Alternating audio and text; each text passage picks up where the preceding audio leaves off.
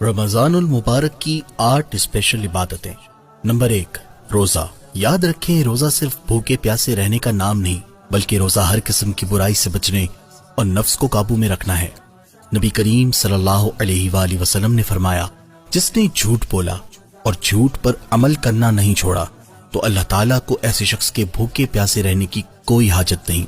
Number 2، قیام اللیل، یعنی رمضان المبارک کی راتوں میں کثرت سے اللہ پاک کی عبادت کرنا۔ فرائض و واجبات اور تراویح کے ساتھ نوافل کی ادائیگی کا بھی اہتمام کریں۔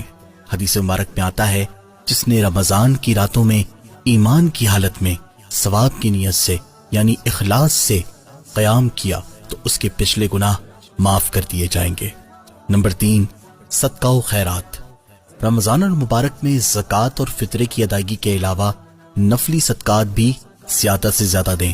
حدیث شریف میں ہے کہ حضور نبی کریم صلی اللہ علیہ وآلہ وسلم کی سخاوت کا دریا پورے سال ہی موجزن رہتا، لیکن ماہ رمضان المبارک میں آپ صلی اللہ علیہ وآلہ وسلم کی سخاوت ایسی ہوتی تھی جیسے جھونکے مارتی ہوئی ہوائیں چلتی ہیں۔ نمبر 4، روزہ افطار کروانا۔ ماہ رمضان المبارک کی ایک خاص عبادت روزہ کھلوانا بھی ہے، جس کا ثواب بہت زیادہ ہے۔ حدیث نبی صلی اللہ علیہ وآلہ وسلم ہے، جس نے کسی روزے دار کا روزہ کھلوایا تو اس کو بھی اس روزے دار کی مثل اجر ملے گا، بغیر اس کے کہ اللہ روزے دار کی اجر میں کوئی کمی کرے۔ نمبر 5، کثرت تلاوت قرآن کریم۔ رمضان المبارک کا دوسرا نام ماہ نزول قرآن ہے، کیونکہ اس مہینے میں ہی قرآن کریم نازل ہوا۔